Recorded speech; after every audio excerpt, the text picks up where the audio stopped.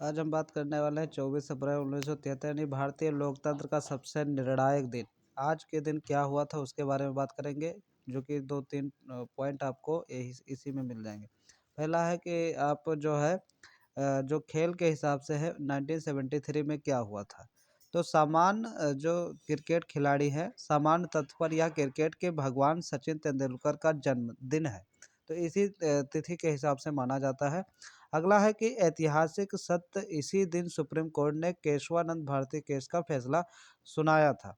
तो आपको 2 पॉइंट यानी 24 अप्रैल 1973 के 2 पॉइंट मिल गए, जिससे आपको 2 नंबर पक्के हैं। कहीं भी आपका अगर पूछा जाता है तो यानी कि खेल से, उसके बाद में आपका पॉलिटी से, क्रिकेट यानी आपको 2 नंबर मिल जाएंगे। महत्वपूर्ण, इस फैसले ने तय किया कि देश में कानून का राज जो रूल ऑफ लॉ होगा या सत्ता का राज, इसे भारतीय संविधान को हमेशा के लिए बदल दिया जाएगा। अगला जो पॉइंट है उस पे बात करेंगे कि संविधान के अंतर्विरोध भाग 3 बनाम भाग 4, यानी कि भाग 3 और भाग 4 में क्या बातें कही गई है। भाग 3 में कहा गया कि मेरा जो मूल अधिकार है, यानी व्यक्तिगत स्वतंत्रता की तर्ज पर अमेरिकी की तर्ज पर अनुच्छेद 12 से 35 के बीच संपत्ति का अधिकार, यानी आर्टिकल 31 है। तो जो भाग 4 है यानी नीति निर्देशक तत्व, वह क्या है? तो उसमें दिखाया गया कि सामाजिक न्याय यानी सोशल जस्टिस, समाजवाद से प्रेरित अनुच्छेद 36 से 51, जमींदार उन्मूलन, यह आपके लिए है। यानी कि भाग 3 और भाग 4 को कंपेयर करके दिखाया गया है। तो कानूनी पेच अनुच्छेद 13 है, जो कि मूल अधिकार सर्वोच्च है। कानूनी पेच अनुच्छेद 13 मूल अधिकार सर्वोच्च है। अनुच्छेद 368, संसद संविधान बदल सकती है। संसद क्या कर सकती है? संविधान बदल सकती है। जैसे यूजीसी क्या हुआ है, संसद जो पार्लियामेंट है, उस संविधान आर्टिकल जो आपका आया है उसे क्या कर दिया है? चेंज कर दिया है। तो यह सुप्रीम कोर्ट ने इस वक्त इसको रोक लगा दिया। अगला पॉइंट जो होने वाला कि पहला जो राउंड है, नेहरू युग और प्रथम संशोधन 1951 में क्या हुआ था। तो संसद का जो जवाब था फर्स्ट अमेंडमेंट, यानी कि अनुसूची 9 एक सुरक्षा कवच है। इसमें डाले गए कानूनों की न्यायिक समीक्षा नहीं हो सकती है। आर्टिकल 31A 31B, जमींदारी प्रथा खत्म करने के लिए संपत्ति के अधिकार को सीमित किया गया था। आर्टिकल 31 या 31B के बाद। ठीक है, तो अगला जो है कि सुप्रीम कोर्ट का फैसला जो है शंकरी प्रसाद केस के, यानी शंकरी प्रसाद के जो केस है 1951 में, तो संसद सर्वोच्च है।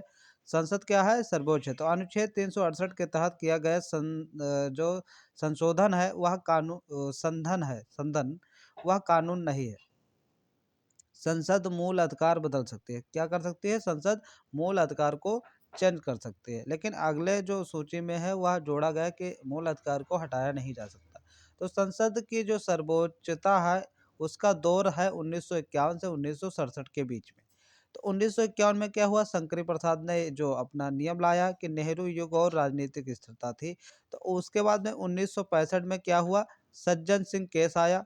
अगला जो था कि 1967 में गोकलनाथ से पूर्व क्या हुआ था। तो नेहरू युग और राजनीतिक स्थिरता के बाद में बात करेंगे। यानी सुप्रीम कोर्ट ने दोहराया कि संसद संविधान के किसी भी हिस्से को बदल सकती है, जिसमें मूल अधिकार भी शामिल है।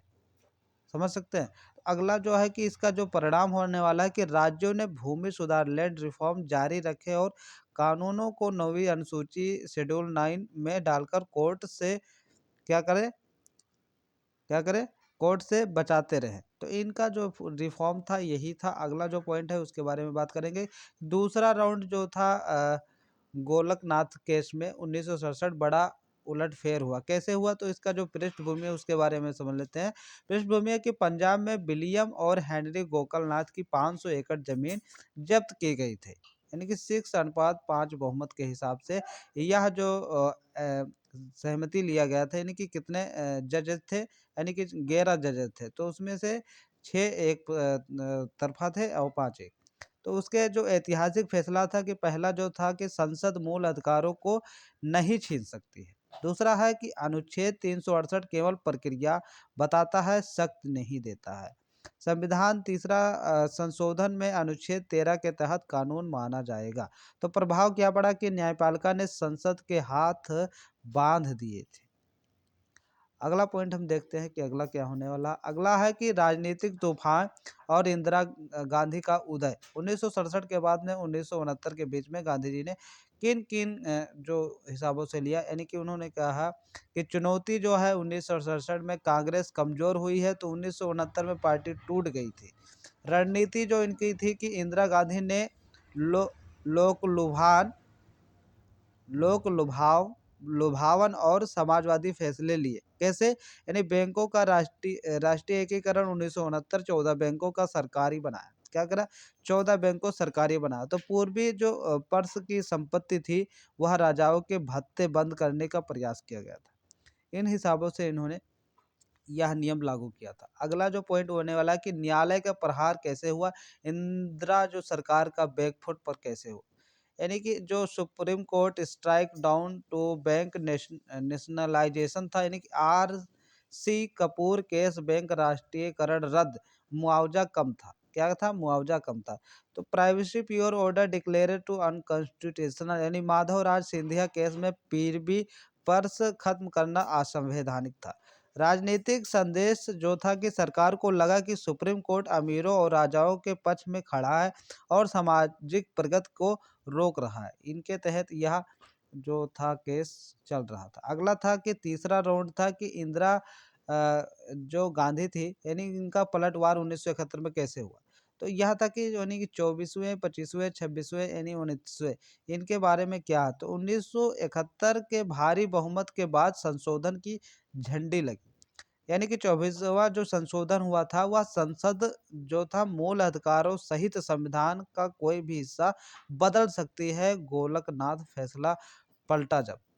अगला था 25वां संशोधन, जब संपत्ति के लिए मुआवजे की जगह रकम, यानी अमाउंट शब्द डीपीएसपी को मूल अधिकारों पर प्राथमिकता दी गई थी।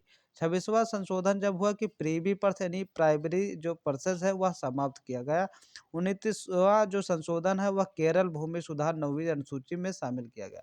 अगला जो पॉइंट रहने वाला है वह यह है कि जो महा मुकाबला था, वह केशवानंद भारती बनाम केरल राज्य में था। तो चुनौती जो थी वह 24वें, 25वें और 29वें संशोधन की वैधता थी। उसके बारे में याचिकाकर्ता जो स्वामी केशवानंद भारती थे, उन्होंने मठाधीश एडनीर मठ को क्या कहा? वह कहा कि जो वकील थे, वकील नानी पालकी वाला, यानी मुख्य जो सवाल था, क्या संसद के पास संविधान को पूरी तरह दोबारा लिखने, रीराइट और उसके चरित्र को बदलने की शक्ति है? सवाल क्या था कि क्या संसद के पास संविधान को पूरी तरह, यानी कि दोबारा से लिखने का, उसका चरित्र बदलने की शक्ति है या नहीं? संसद क्या दोबारा लिख सकती है उसको? तो इसके बारे में था, यानी कि वह बिल्कुल गलत था। अगला था कि 13 जून 68 दिन और इतिहास कैसे हुआ। 13 जज जो थे, वह 68 दिन और इतिहास, उसका मतलब क्या था। सरकार का जो तर्क था कि जनता की इच्छा, यानी संसद सर्वोच्च है, संशोधन शक्ति पर कोई सीमा नहीं होनी चाहिए। 68 डेज कैसे हुए, उसके बारे में हम बात करेंगे। याचिकाकर्ता जो का तर्क था कि संसद संविधान का एक प्राणी है, क्रेचर है, तो वह अपने निर्माता और संविधान की आत्मा को नहीं मार सकती, उसको चेंज नहीं कर सकती। अगला जो पॉइंट है, यानी 11 नंबर का जो है, यानी फैसला जो था कि 24 अप्रैल 1973 में क्या हुआ था। 7.6 का बहुमत, यानी 7/6 का बहुमत। संविधान की जो जीत हुई थी कि संसद की शक्ति असीमित नहीं है, वह संविधान के मूल ढांचे, बेसिक स्ट्रक्चर को नष्ट नहीं कर सकती है। संसद की जीत हुई थी, तो गोकलनाथ में फैसला रद्द किया गया था, संसद मूल अधिकारों में संशोधन कर सकती है। दो पक्ष रखे गए थे। अगला है कि क्या है मूल ढांचा, बेसिक स्ट्रक्चर से। संविधान का जो मूल ढांचा है, बेसिक स्ट्रक्चर, वह क्या? वह संविधान की सर्वोच्चता, लोकतंत्र, संवादवादिता, धर्मनिरपेक्षता, शक्तियों का बंटवारा, न्याय, एक समीक्षा, इन सब, यह हमारा एक पिलर है, बेसिक स्ट्रक्चर है जो हमारे पूरे संविधान को बनाए रखे है। तो कोर्ट की जो परिभाषा है वह है कि आप इमारत का रंग रोगन बदल सकते हैं, दीवारें बदल सकते हैं, लेकिन उसकी नींव नहीं हिला सकते। यह सिद्धांत संविधान की आत्मा को अमर बनाता है। जो आपका आत्मा है, वह संविधान का आर्टिकल 32 है। उसके बारे में हम बात करेंगे अगला। फिर उसके बाद बात करने वाले कि सरकार का जो बदला, जजों की वरिष्ठता का उल्लंघन हुआ 1973 में।